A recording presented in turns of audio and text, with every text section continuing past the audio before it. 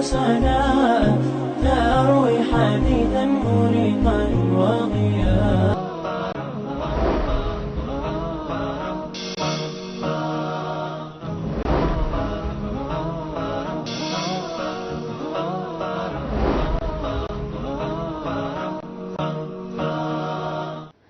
بسم الله الرحمن الرحيم.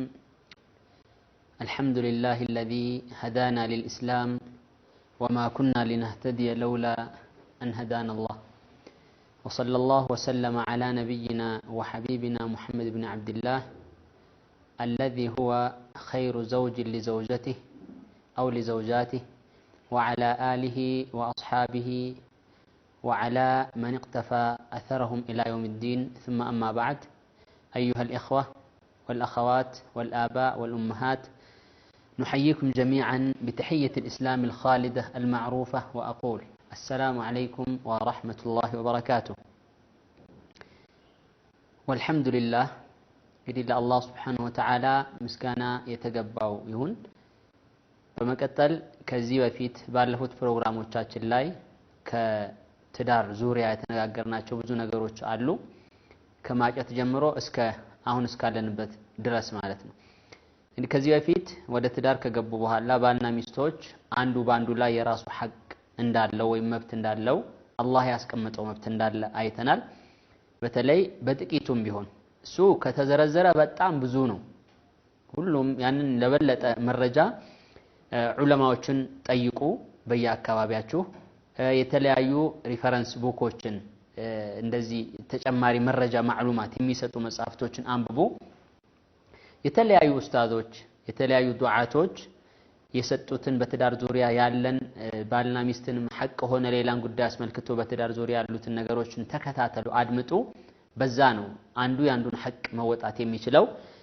አልሙሂም ባለፈው በትንሹም ቢሆን ባል ለሚስቱ ማሟላት ያለባቸውን ሐቅ ወይም የሚስቶች ሐቅ በባል ላይ ትንሽ አይተናል።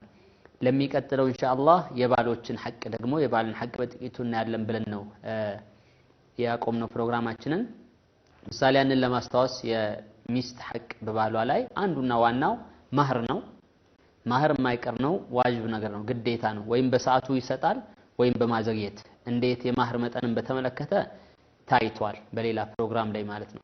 ሌላኛው ሐቅ ደግሞ ቀለብ ግዴታ ነው። ባል ሚስቱን መቀለብ ባለው መጠንና በአቅሙ። መኖሪያ ቤት ወይም ደግሞ ሱክና ይሉታል ፉቅሃዎች የመኖሪያ ቤትን በተመለከተ እንደዚሁ ማኖርም ግዴታው ነው። በተጨማሪ የምትለብሰው ልብስ ይሄም የሱ ግዴታ ነው። ራስሽ ብራለሽ በራስሽ ገዢ የሚባል ነገር የለም። طيب ከተረዳዱና ከገዛሽ በጣም ጥሩ ነው። ነገር ግን ይሄ ባል ላይ ግዴታ ነው ይሄንን ነገር ማድረግ። የተለያዩ መረጃዎች አሉ ከቁርአን ከሐዲስ ይሄን የሚያመላክቱ። አሁን ሰዓቱን ለመቆጠብ በሚል ነው። ተጨማሪ መብት ያኒ ሰዋዊ መብት አላት። መብት ስሜት አላት። ትበላለች፣ ትጠጣለች። የሷን ስሜቷን መጠበቅ ወይም በሌላ አባባል ስሜቷን ማርካትም የሷ መብት ነው። ከባሏ ማግኘት ያለባት መብት ማለት ነው። ሌላም ተጨማሪ ነገሮች እሱ የሆነች ነገር ስትነግረው ማዳመጥ፣ እሷ የምትነውን ነገር ጆሮ ሰጥቶ እስጋ አድርጎ ማዳመጥ ይሄ መብቷ ነው። ሌላም ተጨማሪ ነገሮች ይኖራሉ። ዛሬ بإذن عز وجل የምንሄደው ወደ እሱ ነው። يكون موضوعنا اليوم حق الزوج የባልን መብት በተመለከተ ነው።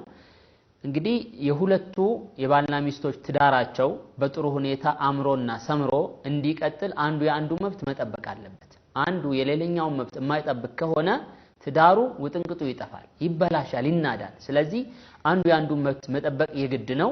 በበለጠ መልኩ ደግሞ መብቱ አንዱ የአንደኛው መብት ሲጠብቅ ከአላህ ዘንድ ምንዳ ለማግኘት አጅር ለማግኘትም ትልቀኛውና ወነኛው መንገድ ነው። አልሙሂም وحق الزوج على زوجته أعظم من حقه عليها ይላሉ። የባል መብት በሚስት ላይ እሷ በሱ ላይ ካላት መብት ከበድ ያለ ነው ይላሉ። ምክንያቱም አላህ Subhanahu Wa Ta'ala ብሏል الرجال قوامون على النساء بما فضل الله بعضهم على بعض.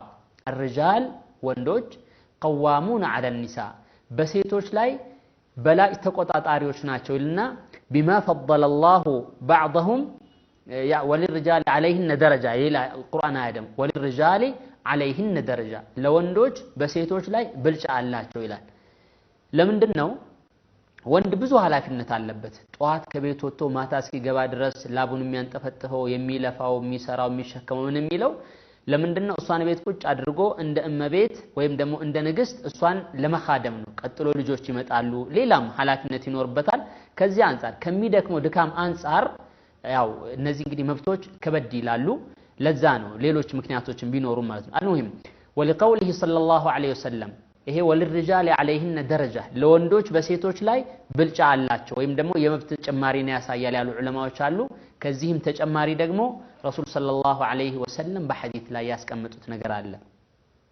ምን አሉ لو كنت امر احدا እኔ አንድን ሰው ባዘው ኖሮ አላዝም እንጂ ان يسجد لاحد يعني غير الله ከአላህ ውጪ ካለ አካል ለሆነ አካል እንዲሰግድ ባዝ ኖሮ አላዝም እንጂ لأمرت المرأة أن تسجد لزوجها سيت لبالوا እንድትሰግድ እንድታጎበድድ ወይም እንድታጎነብስ አዝ ነበር አሉ አላዘዙ ቢታዘዝ ኖሮ ይሄ የሚያመላክተው ከበድ ያለ ሐቅ እንዳለው እዚህ ጋር ይህንን ሐዲስ ሲሰሙ ሴቶች ቅር ሌላቸው ወይም ደግሞ ወንዶች ደረታቸውን ሊነፉ ይችላሉ እዚህ ጋር እንጠንቀቅ ያ ማለት በማዕና እንደፈለገ እየጨቆናት እየተጫወተባት ያሻውን ነገር እየሰራ መብቷን ሳይጠብቅ እኔ በላጭ ነኝ ብሎ ይርገጣት አይደለም ይጨቁናት አይደለም ማዕነቱ በሚገባ አንከባክቦ ገነት ምድር ላይ የለም እንጂ ለክ ገነት ያለች አስመስሎ ነው እሷ መያዝ ያለበት እሷ የቤት ንግስት ሆና ማለት ብዙ ነገሮችን መስዋዕቶችን ከፍሎ ያ ከሆነ ደግሞ እሷ ለሱ እስከምን ማድረስ አለባት ውለታ ከፋይነቷ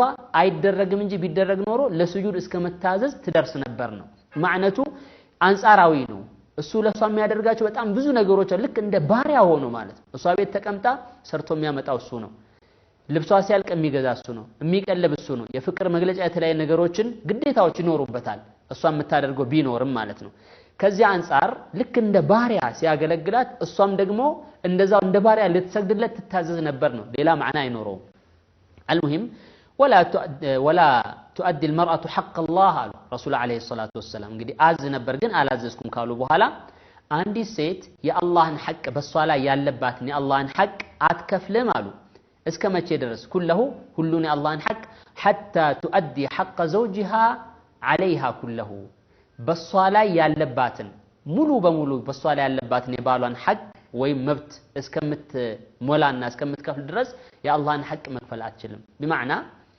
አላህን በሚገባ ያመለከች ባሏን ሐቁን ማጠብቅለት ከሆነ የአላህን ሐቅ ጠበቀች አይባልም የአላህ ሐቅ ሙሉ መጠበቅ የሚችለው ከምታደርገው ዒባዳ ጋር የባሏንም ሐቅ አያይዛ ከጠበቀች ነው ምክንያቱም ይህ ራሱ አላህ አዞታል የባሏን ሐቅ እንድትጠብቅ ራሱ አላህ ስላዘዘ በተቃራኒ ባልየውም እንደዚያው ነው ومن حقوق الزوج على زوجته አሁንም ተጨማሪ አንድ ባል በባለቤቱ ላይ